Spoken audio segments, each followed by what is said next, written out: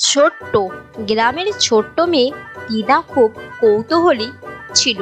একদিন দাদু তাকে বড় আকাশের নিচে পুকুরের ধারে বসিয়ে বললেন, টিনা, জানিস এই পুকুরের ছেলে কথা বলতে পারে? টিনার চোখ বড় হয়ে গেল। পুকুরের ছেলে কথা বলতে পারে কিভাবে? দাদু হাসলেন।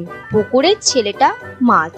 মাছেরা গোপনে কথা বলতে পারে, কিন্তু আমরা বুঝতে পারি না। টিনা ভাবলো, আজ আমি বুঝবো। পুকুরের ধারে বসে টিনা ডাকতে লাগলো, মাছরে ভাই, বেরো না, আমার সাথে কথা বলো না। কিছুক্ষণ চুপ থাকার পর পুকুরের জলে একটা ছোট্ট মাথা বেরিয়ে এলো। কে ডাকছে? টিনা চমকে গেল, কিন্তু খুব খুশি হলো। আমি টিনা, তুমি কথা বলতে পারো? অবশ্যই। মাছ হাসলো।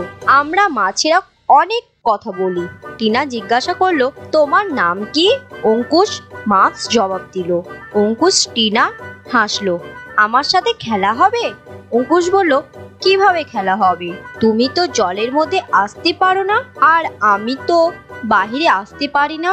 টিনা একটু চিন্তা করে বলল, আমরা গল্প বলতে পারি। আমি তোমাকে গ্রামের গল্প বলি, তুমি আমাকে পুকুরের গল্প বলো। অঙ্কুশ রাজি হয়ে গেল। সারা দুপুর টিনা আর অঙ্কুশ গল্প বলে আর শুনে কাটিয়ে দিল। টিনা গ্রামের ছেলে মেয়েদের খেলা, গাছপালার গল্প শোনালো। অঙ্কুশ টিনাকে পুকুরের নিচের রঙিন মাছ, লুকোচুরি খেলা আর জলের ফুলের কথা বলল। সূর্য ডুবতে লাগলো।